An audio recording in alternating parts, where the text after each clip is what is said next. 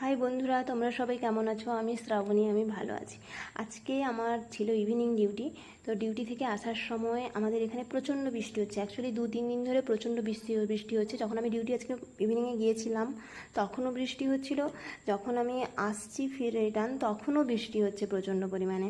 তাই আজকে বাজার থেকে একটু চিকেন নিয়ে এসেছিলাম। অনেক দিন ধরে আমার চিকেনটা খেতে ইচ্ছা হচ্ছিল, কিন্তু বানানোর মতন আমার কাছে টাইম হচ্ছিল না। ডিউটি শেষ করে রুমে এসে মনে হয় কোনো রকম একটু খেয়ে দিয়ে ঘুমিয়ে পড়ি। যারা তোমরা বাইরে থাকো বা যারা ডিউটি করো তারা একমাত্র বুঝতে পারবে আমার প্রবলেমটা, আমার অসুবিধেটা। তো আমি বাজার থেকে চিকেনগুলো নিয়ে এসে রুমে ঢুকেছি, এসে দেখি লাইট নেই।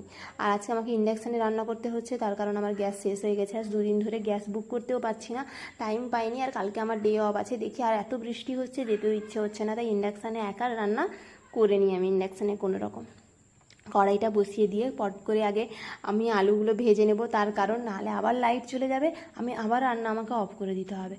তাই আলুগুলো ভেজে লাল লাল করে তুলে নিয়েছি। এবার পেঁয়াজটাকে কড়াইয়ের মধ্যে দিয়ে দিলাম। পেঁয়াজটা লাল লাল করে যখন ভাজা হয়ে আসবে তখন তার মধ্যে আমি আদা আর রসুনটা যে বেটে রেখেছিলাম ওটা একসাথেই দিয়ে দিলাম। তোমরা আলাদা আলাদা দিতে পারো, তো আমি একসাথেই দিয়ে দিয়েছি। তার মধ্যে আমি দিয়েছি হলুদ গুঁড়ো, লঙ্কা গুঁড়ো আর অল্প একটু জিরে গুঁড়ো, কারণ জিরে গুঁড়ো আমার বেশি খেতে ভালো লাগে না। জিরে কেমন একটা জিরে জিরে আমার লাগে, তোমরা দিতে পারো সেটা। মশলাটা ভাজা হয়ে গেলে তাতে অল্প একটু জল দিয়েছি। এবারে মশলাটাকে ভালো করে ভেজে নেব, তার কারণ মশলা ভাজা হলেই গিয়ে কাঁচা মশলার যে গন্ধটা সেটা থাকবে না।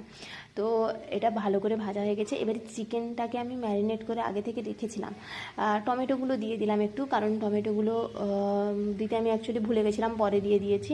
তো এরপরে চিকেনটাকে ম্যারিনেট করে রেখেছিলাম ওটা দিয়েছি, আলু দিয়েছি ভেজে রাখা, ওগুলোকে ভালো করে নাড়িয়ে একটু ঢাকা দিয়ে দেবো। তার কারণ চিকেনের যে জলটা ওটাও শুকে যাবে, আর ওটা বেরিয়ে শুকে গেলেই চিকেনটা আরও টেস্টি হয়।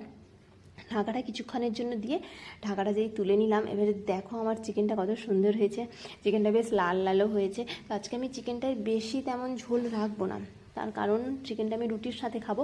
রুটিটা আমি বানিয়েছি আগে থেকেই, কিন্তু সেটা তোমাদের সঙ্গে ভিডিওতে শেয়ার করিনি, কারণ আমি রুটি তেমন একটা ভালো বানাতেও জানি না।